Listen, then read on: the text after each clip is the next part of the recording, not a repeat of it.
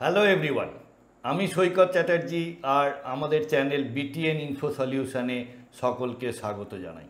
আমরা আজকে কথা বলবো একটা খুব কমন টপিক নিয়ে, ভয়। আমাদের মনের গোচরে সব সময় কিছু না কিছু ভয় কাজ করে এবং যারা নিজেদের বিজনেস স্টার্ট করতে চাইছো কিন্তু করতে পারছো না বা হয়তো করেওছো, তাদের মনের মধ্যে একটা ভয় কাজ করে। তো কি করে সেই ভয়টাকে জয় করা যায় সেই নিয়েই আজকে আমাদের আলোচনা।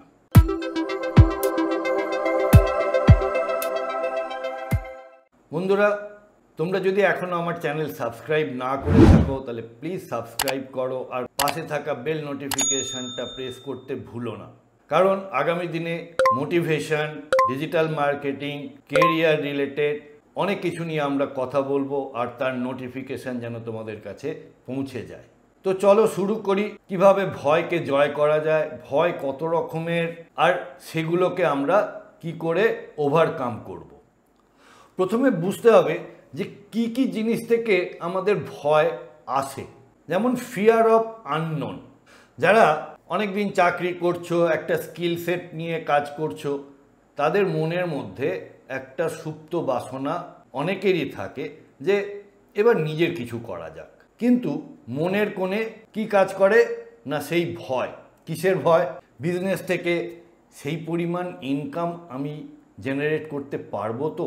মার্কেটে প্রচুর কম্পিটিশন, সেখানে আমি কি করে নিজেকে দাঁড় করাবো? প্রফিটেবল হতে কতটা সময় লাগবে? এই ধরনের নানা রকম ভয় আমাদের মনের মধ্যে কাজ করে। Fear of financial loss.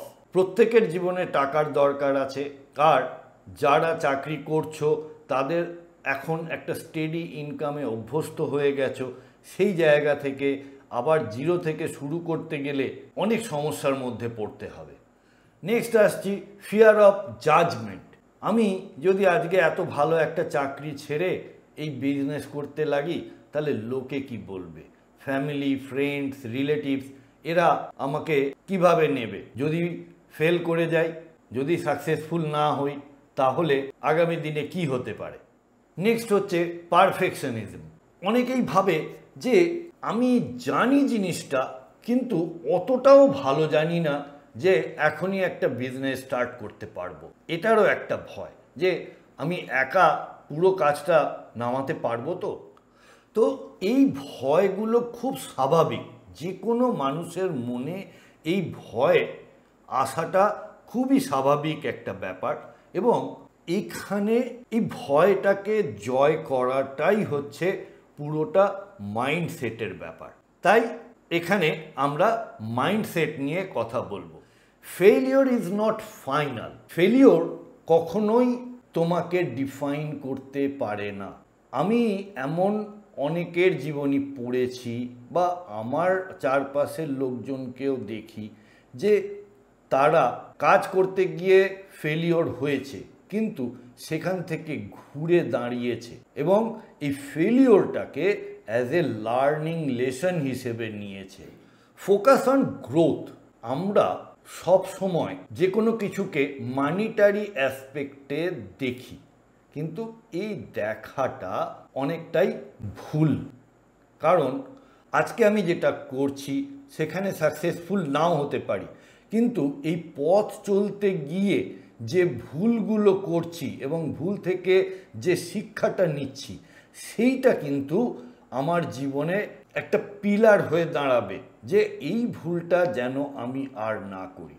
নতুন ভুল হতে পারে, কিন্তু সেম ভুল যেন রিপিট না হয়।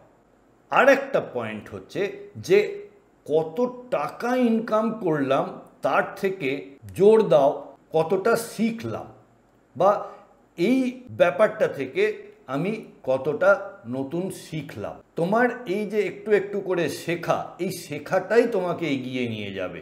হ্যাঁ, টাকা হয়তো সাপোর্ট করবে, কিন্তু শেখাটা তোমাকে অনেক বেশি সাপোর্ট করবে। নেক্সট হচ্ছে আইটারেটিভ ইমপ্রুভমেন্ট। অর্থাৎ তুমি নিজেকে একটু একটু একটু করে গড়ো, নিজেকে প্রতিদিন একটু একটু করে ইমপ্রুভ করো, তবেই তোমার মধ্যে কনফিডেন্সটা বিল্ড আপ হবে। সবাই ছোট থেকেই স্টার্ট করে। কেউ $1,000,000 নিয়ে বিজনেস অনেকে হয়তো করেন, কারণ তাদের প্রোভেন ট্র্যাক রেকর্ড রয়েছে। কিন্তু যাদের কোনো বিজনেস ব্যাকগ্রাউন্ডই নেই, তারা কি জিনিসকে অস্ত্র করে এগিয়ে যাবে না? নিজের স্কিল সেট। আর নিজের স্কিল সেটকে যত ইমপ্রুভ করবে তত তোমার মধ্যে কনফিডেন্স বিল্ড আপ হবে, এবং এই কনফিডেন্সটাই তোমাকে আগামী দিনে এগিয়ে নিয়ে যাবে। তাই মূল মন্ত্র হলো আমি কি শিখলাম। এই ফেলিওর থেকেই হোক বা সাকসেস থেকেই হোক, আমি কি শিখলাম। তাই সলিউশন কি না? Low risk experimentation. অর্থাৎ প্রথমেই বড় বাজেটে বা অনেক বড় ইনভেস্টমেন্ট নিয়ে শুরু করার দরকার নেই, একদম স্মল স্কেলে শুরু করো। অ্যামাজন কোম্পানি আজকে তার বিশাল কলেবর, প্রচুর বিজনেস, কিন্তু যখন স্টার্ট করেছিল তখন শুধু বই বিক্রির জন্য এটা স্টার্ট হয়েছিল। সেখান থেকে ধীরে ধীরে ধীরে ধীরে একটু একটু করে এগিয়ে আজকে সে কত বড় একটা সাম্রাজ্য তৈরি করেছে। সেজন্য সবসময় স্টার্ট করো ছোট জেনে। এছাড়া রয়েছে minimum viable product. Launching an MVP, a simple version of your product or service, lets you gauge market interest and gather feedback. তোমার কোনো একটা প্রোডাক্ট রয়েছে, শুধু প্রোডাক্ট কেন, সার্ভিসও হতে পারে। যেমন আমরা ওয়েবসাইট ডিজাইন সার্ভিস দিই বা SEO সার্ভিস দিই। তো প্রোডাক্ট হোক বা সার্ভিস হোক, সেইটার তোমাকে একটা মিনিমাম ভায়াবল প্রোডাক্ট রাখতে হবে, যেটা দিয়ে তুমি শুরু করবে এবং সেইটার 8টা 10টা 15টা ক্লায়েন্টকে সার্ভ করার পর তুমি নিজের মধ্যেই সমীক্ষা করবে যে তোমার এই প্রোডাক্টটা যে 15 জন ইউজ করছে তাদের ফিডব্যাকটা কি, তারা কিভাবে দেখছে প্রোডাক্টটাকে। আর এই ইস্যুটাকে তোমার সলভ করার সবথেকে বড় উপায় হচ্ছে যে প্রতিটা ছোট ছোট জয়কে সেলিব্রেট করো। যেরকম তুমি নতুন বিজনেস শুরু করেছো, প্রথম কাস্টমার পেয়েছো, সেলিব্রেট করো। কি তোমার কাস্টমার একটা ভালো রিভিউ দিয়েছে, সেলিব্রেট করো। তাতে করে কি হবে না, তোমার মধ্যে একটা আলাদা রকমই কনফিডেন্স তৈরি হবে। বিজনেস শুরু করার আগে তোমাকে কিছু অ্যাসেসমেন্ট করতে হবে, যেমন রিস্ক অ্যাসেসমেন্ট করতে হবে।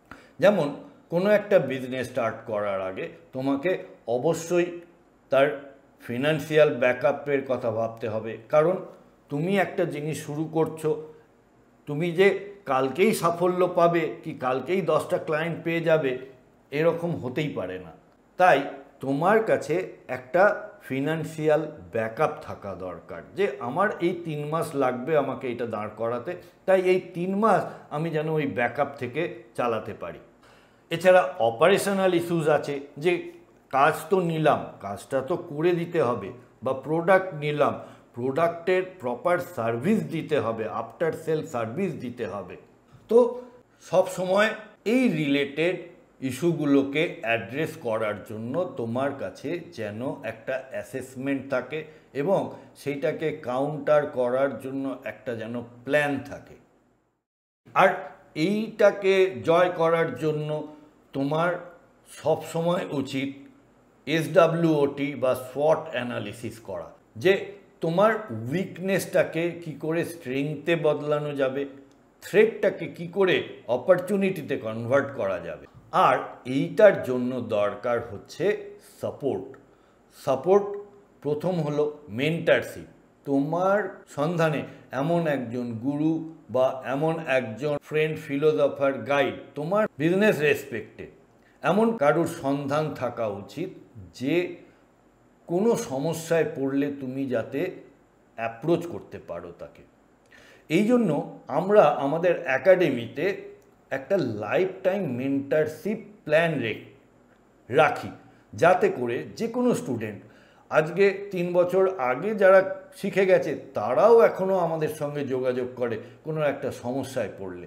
তো তোমার ক্ষেত্রেও এই রকম একটা মেন্টর যেন লাইফে থাকে, যে কোনো একটা সমস্যায় পড়লে সেইটা যেন তুমি তার সাথে ডিসকাস করতে পারো এবং সেখান থেকে একটা ওয়ে আউট বার করতে পারো। Network with entrepreneurs. তোমার ফ্রেন্ড সার্কেল বা বিজনেস সার্কেলে আরও এন্টারপ্রেনারদের সঙ্গে যোগাযোগ রাখতে হবে। আজকের দিনে বিভিন্ন গ্রুপ আছে যেখানে বিভিন্ন ক্ষেত্রের এন্টারপ্রেনাররা এসে একজোট হয়, তারা তাদের সমস্যার কথা বলে, সেখান থেকে অনেক কিছু জানা যায়, অনেক কিছু শেখা যায়। আবার একটা এন্টারপ্রেনার আরেকটা এন্টারপ্রেনারকে হেল্প করতে পারে।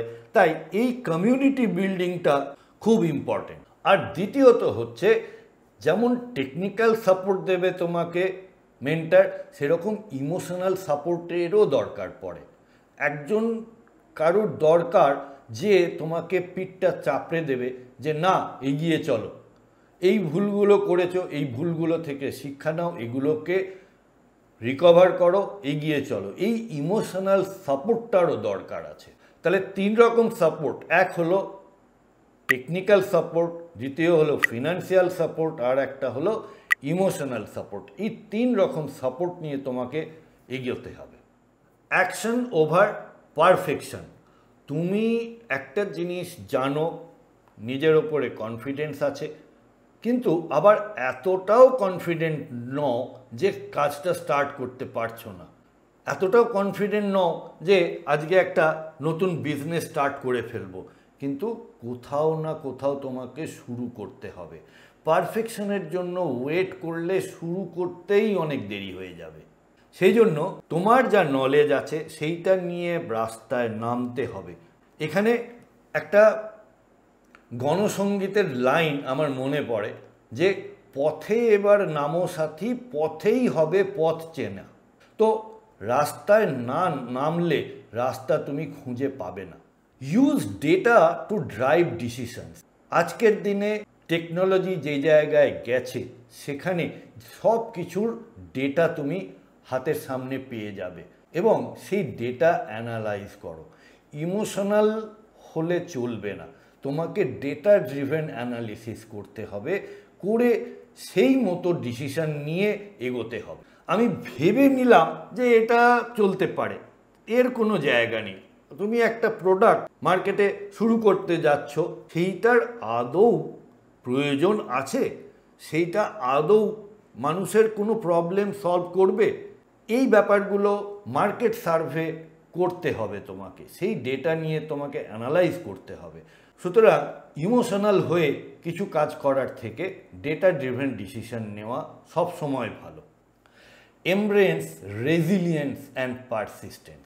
রেজিলিয়েন্স ট্রেনিং, তোমার মধ্যে একটা পজিটিভনেস থাকবে, সেই জন্য নিজের ডেলি রুটিনের মধ্যে একটা পজিটিভ এনভায়রনমেন্ট তৈরি করতে হবে, যাতে করে কোনো রকম সমস্যা, কোনো রকম সেটব্যাক আসতেই পারে জীবনে, সেখান থেকে ঘুরে দাঁড়ানোটা সব থেকে বড় মাইন্ডসেট। তোমরা যদি পেছন ফিরে তাকিয়ে দেখো যে জাপানের 2টো শহর হিরোশিমা নাগাসাকি অ্যাটম বোম বিস্ফোরণে পুরোপুরি মুছে গেছিল, তাহলে জাপান কি নিজেকে গুটিয়ে রেখেছিল?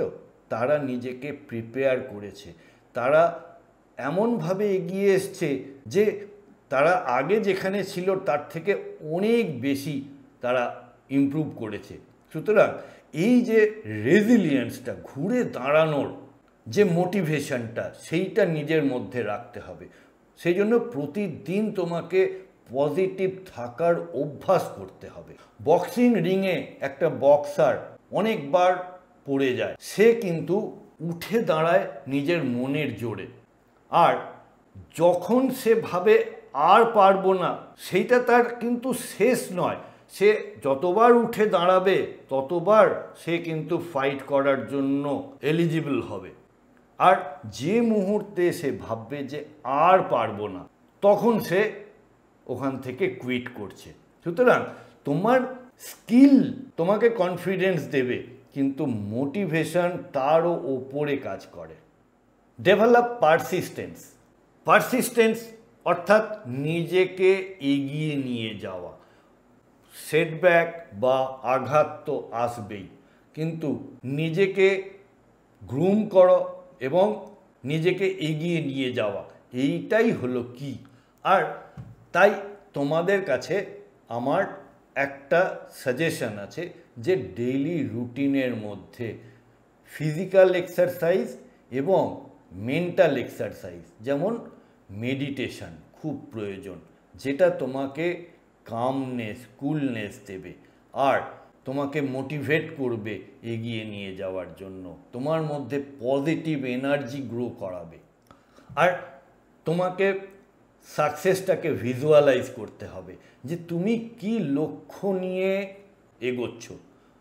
আজকে থেকে 6 মাস পরে নিজেকে কোন জায়গায় দেখতে চাও, আজ থেকে 2 বছর পরে তুমি নিজেকে কোন জায়গায় দেখতে চাও, সেই যে ভিজুয়ালাইজেশনটা তোমাকে মোটিভেট করবে।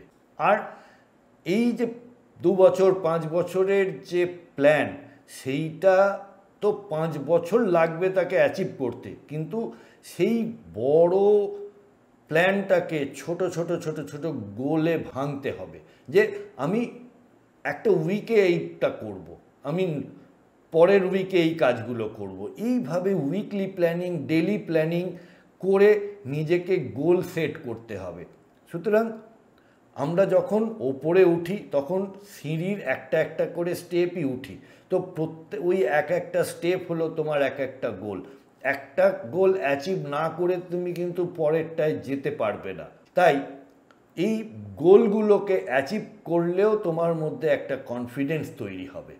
ধরো তুমি একটা এসইওর প্রজেক্ট নিলে, সেই এসইওর প্রজেক্টটা কিভাবে র্যাঙ্ক করা, আজকে কি র্যাঙ্কে আসছে, আবার 15 দিন পরে তার র্যাঙ্কিং স্ট্রাকচারটা কিছু চেঞ্জ হলো কি না, বা একটা তুমি গুগল বা ফেসবুক অ্যাড চালাচ্ছ, সেই অ্যাড থেকে কত লিড জেনারেট হচ্ছে, সেইগুলো তোমাকে দেখতে হবে এবং কোথায় ভুল হচ্ছে সেখানে শিখতে হবে।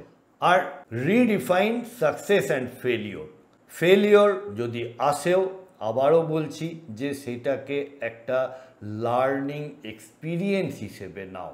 আর সাকসেসটা সব সময় মানিটারি দিক দিয়ে দেখলে ভুল হবে।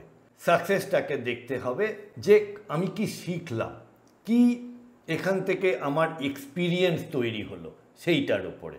আর এইটা তোমাকে অনেক বেশি মোটিভেশন দেবে, অনেক বেশি কনফিডেন্স দেবে। আর তাই বলছি যে তোমরা সাকসেসফুল এন্টারপ্রেনারদের জীবনী পড়ো, তোমরা জেফ বেজোসের জীবনী পড়ো, তোমরা কেএফসির প্রতিষ্ঠাতা তার জীবনী পড়ো, হ্যারি পটারের লেখিকা তার জীবনী পড়ো। এইগুলো তোমাকে কনফিডেন্স দেবে, একটা পজিটিভ মাইন্ডসেট দেবে। তোমরা জানো এডিসন, যিনি ইলেকট্রিক বাল্ব আবিষ্কার করেছিলেন, তিনি 10,000 বার ফেলিওর হয়েছিলেন, 10,000 বার, তবে গিয়ে একদিন সাকসেসফুল হয়েছিলেন যে একটা ইলেকট্রিক্যাল বাল্ব কমার্শিয়ালি তৈরি করার জন্য। তাহলে তুমি ভাবো যে 10,000 বার ফেলিওর হবারও একটা ধৈর্য লাগে, একটা পজিটিভ মাইন্ডসেট লাগে যে না আমি এটাকে করেই ছাড়বো। আর প্রত্যেকটা ফেলিওর থেকে শিক্ষা নাও। সেই জন্য কন্টিনিউয়াস লার্নিং, তোমাকে শেখাটা থামালে চলবে না, শিখে যেতে হবে। যতদিন বাঁচবে ততদিন এইটুকু মনের মধ্যে রাখবে যে আমি আজকে নতুন কিছু শিখব। তো আশা করি বন্ধুরা আমাদের এই আলোচনাটা তোমাদেরকে ভয়কে জয় করার জন্য কিছুটা হলেও সাহায্য করবে। যদি তোমাদের ভিডিওর কন্টেন্টটা ভালো লেগে থাকে তাহলে প্লিজ একটা লাইক করো আর আত্মীয় স্বজন, বন্ধু বান্ধব এদের সঙ্গে শেয়ার করো। আজকের পর্বে এই পর্যন্তই, আবার দেখা হচ্ছে পরের পর্বে। সাথে থাকার জন্য অনেক ধন্যবাদ।